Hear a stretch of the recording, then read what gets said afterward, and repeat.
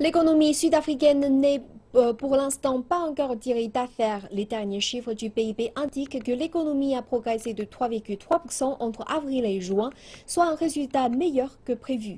Après la croissance négative enregistrée au premier trimestre de cette année, on s'inquiétait d'un plongeon possible dans une récession.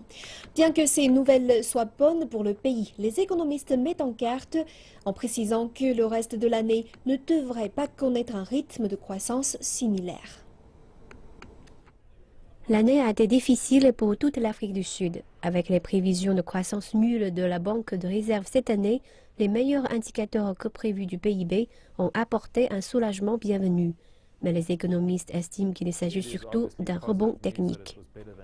C'est à l'évidence une nouvelle positive qui est meilleure que ce qui était prévu, et c'était un bon rebond. Mais nous craignons que le troisième trimestre, par exemple, ne soit pas identique.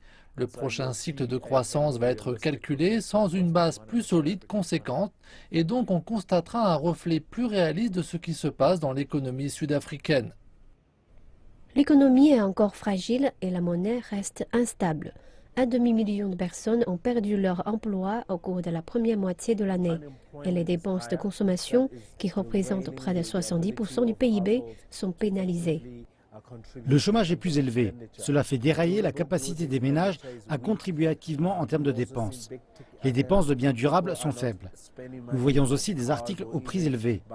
Les gens ne dépensent plus leur argent dans les voitures ou même dans de nouvelles maisons, ce qui contribue de façon négative aux dépenses de consommation des ménages.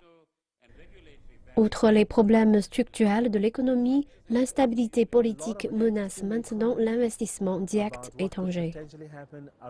Il y a énormément d'angoisse dans l'économie autour de ce qui pourrait se produire au sein du ministère des Finances, qui a laissé de nombreuses entreprises se demander ce qui arrivera dans le pays. Assisterons-nous au retrait précipité des étrangers en termes d'investissement dans le pays? Est-ce que le rand sera liquidé? Sans savoir ce qui se passe sur le front politique, nous ne pouvons tout simplement pas faire un appel précis sur des variables importantes telles que le rand. À la suite de cela, il est très difficile de tirer dans les prochains trimestres, parce que très honnêtement, si le rand devait se négocier à 18 rands contre $1 ou même plus faiblement, il y a une très forte probabilité que l'économie sud-africaine prenne alors la direction d'une récession.